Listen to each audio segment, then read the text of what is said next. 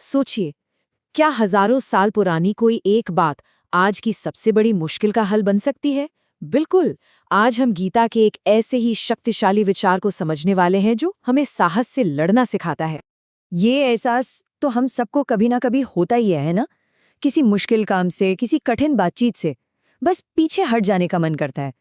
पर मजे की बात यह है कि ठीक यही हालत एक महान योद्धा अर्जुन की भी हुई थी। और वो भी कहाँ? एक विशाल युद्ध के मैदान में। तो चलिए सीधे चलते हैं उस पल में। सोचिए, कुरुक्षेत्र का मैदान, लाखों की सेनाएं आमने सामने खड़ी हैं। लेकिन अर्जुन की जो असली लड़ाई थी ना, वो सामने खड़े दुश्मनों से नहीं थी। वो तो उस डर से थी जो धीरे धीरे उनके दिल में घर कर रहा था। यही था अर्जुन का असली संघर्ष। देखिए, एक तरफ उनका योद्धा धर्म था जो कहता था लड़ो, बहादुर बनो, मजबूत रहो। और दूसरी तरफ वो खुद को एकदम शक्तिहीन, कायर और मन से बिल्कुल टूटा हुआ महसूस कर रहे थे। ये एक ऐसा टकराव था जिसने उन्हें जैसे पूरी तरह से लाचार ही कर दिया था। और बस इसी संकट की घड़ी में उनके सारथी और गाइड भगवान कृष्ण सामने आते हैं। और वो उन्हें एक ऐसी सलाह देते हैं जो इस एक संस्कृत श्लोक में छिपी है। ये वो श्लोक है जो सीधे सीधे अर्जुन की निराशा पर चोट करता है। तो सवाल यह है कि कृष्ण ने आखिर कहा क्या? देखिए, उनके शब्द सिर्फ कोई दिलासा या तसल्ली नहीं थे। नहीं, वो एक साफ, एक अटल आदेश था। एक ऐसा आदेश जो अर्जुन को उनकी कमजोरी से झंझोड़कर जगा दे। अब जरा कृष्ण के शब्दों पर गौर कीजिए। कितने सीधे और असरदार हैं। वो बिना किसी लाग लपेट के सीधे प्रॉब्लम की पहचान करते हैं और उसे उसका असली नाम देते हैं, कायरता।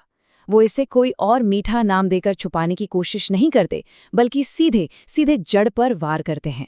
और इसके पीछे का लॉजिक बहुत सिंपल लेकिन गहरा है। कृष्ण बस अर्जुन को उनका मकसद याद दिला रहे हैं। वो कह रहे हैं, अरे भाई, लड़ने आए हो तो लड़ो, इस डर को अपने रास्ते का पत्थर मत बनने दो। और यहीं इसी पॉइंट पर कृष्ण समस्या की असली जड़ पकड़ते हैं। वो ये नहीं कहते कि अर्जुन शारीरिक रूप से थक गए हैं। नहीं, वो इसे कहते हैं मन की दुर्बलता। मतलब असली लड़ाई बाहर मैदान में नहीं, बल्कि हमारे अपने मन के अंदर लड़ी जाती है। लेकिन रुकिए, कृष्ण का ये आदेश सिर्फ लड़ाई जीतने का कोई मंत्र नहीं है। इसके पीछे एक बहुत गहरा सिद्धांत, एक प्रिंसिपल छिपा है। और जब तक हम उसे नहीं समझेंगे ना, तब तक इस सलाह का असली मतलब पकड़ में नहीं आएगा। तो ये मूल सिद्धांत है धर्म। अब इसका आसान मतलब क्या है? बस इतना कि अपने कर्तव्य को, अपनी ड्यूटी को सही तरीके से पूरा करना। और हाँ, ये हर किसी के लिए उसकी भूमिका और जिम्मेदारियों के हिसाब से अलग अलग होता है। तो कृष्ण असल में यही समझा रहे हैं कि अर्जुन का धर्म क्या है, एक योद्धा का धर्म। और एक योद्धा के लिए अपनी कमजोरी के आगे झुक जाना और युद्ध छोड़ देना मतलब अपने धर्म से ही मुंह मोड़ लेना है। ये सिर्फ एक लड़ाई हारना नहीं है, ये तो अपने वजूद के सबसे बड़े कर्तव्य से भागना है।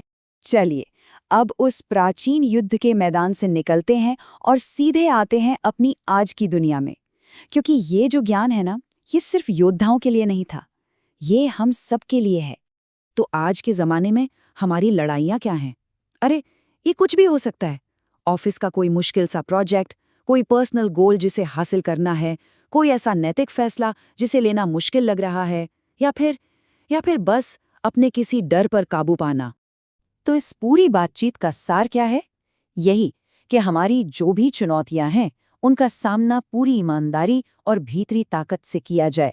वो जो मन की दुर्बलता है ना, उसे खुद पर हावी नहीं होने देना है और बस साहस के साथ अपना कदम आगे बढ़ाना है। और ये सब हमें एक बहुत ज़रूरी सवाल पर लाकर खड़ा कर देता है। आज हमारा धर्म क्या है? हमारी वो कौन सी लड़ाई है जिसका सामना हमें पूरी हिम्मत से करना है, बिना किसी कायरता के?